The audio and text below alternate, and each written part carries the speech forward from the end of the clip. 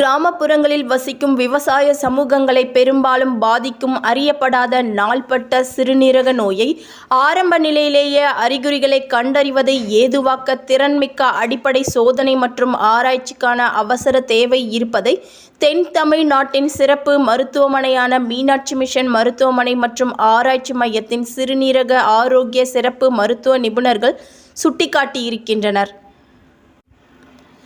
ஒவ்வொரு ஆண்டும் மார்ச் 13 உலக சிறுநீரக தினத்தையொட்டி செய்தியாளர்கள் சந்திப்பு நிகழ்வை இம்மருத்துவமனையில் நடத்துகிறது.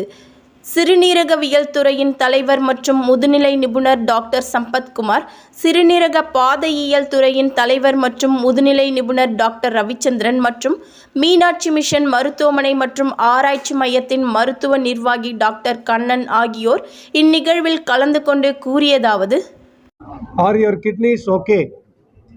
ஸோ அந்த கிட்னிஸ் ஓகே அப்படிங்கிறது ஏன் கிட்னிஸ் ஓகேயாக இருக்கணும் அப்படிங்கிறது நமக்கு தெரியணும். நமது கிட்னிஸு வயிற்றுக்கு இரு பக்கமும் இருக்கக்கூடிய முக்கியமான உறுப்புகள். இந்த உறுப்புகள் இரத்தத்தில் உருவாகக்கூடிய யூரியா, கிரியாட்டினின் முதலிய கழிவுப் பொருட்களை யூரின் வழியாக வெளியே கொண்டு வருது. இரத்த கொதிப்பை சீராக வச்சுக்கும்.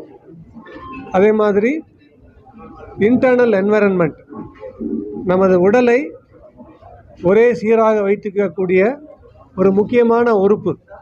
இரத்த கொதிப்பு சீராக இருக்கணும். நமது போன்ஸ், அதாவது எலும்புகள் நல்ல திடமாக இருக்கணும். இரத்த அணுக்கள் நல்லா உற்பத்தி ஆகணும். இது எல்லாத்துக்கும் காரணம் இந்த சிறுநீரகங்கள் தான்.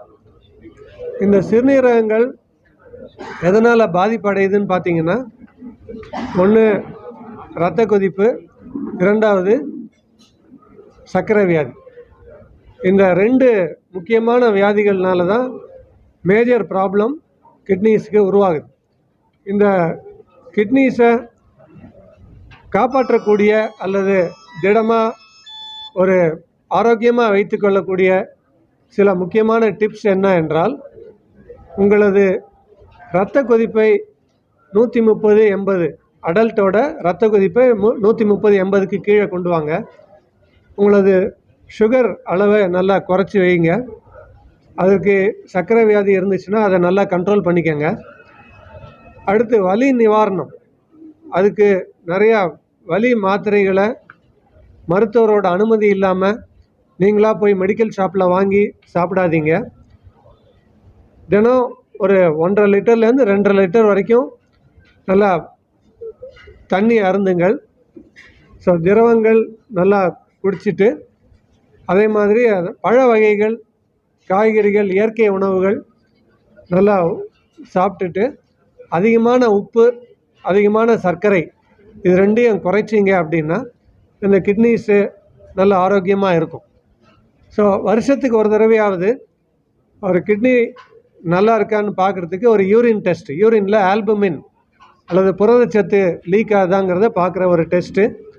அடுத்து உங்களது ரத்தத்தில் சீரம் கிரியாட்டினின், பிளட் யூரியா அப்படிங்கிற 2 டெஸ்ட்டு பண்ணி ரெண்டும் நல்ல நார்மலான அளவில் இருக்கா அப்படின்னு பார்த்துக்கிட்டீங்க அப்படின்னா உங்களோட சிறுநீரகங்கள் நல்லா ஆரோக்கியமாக இருக்குது அப்படிங்கிறத நீங்கள் கண்டுபிடிச்சிடலாம்.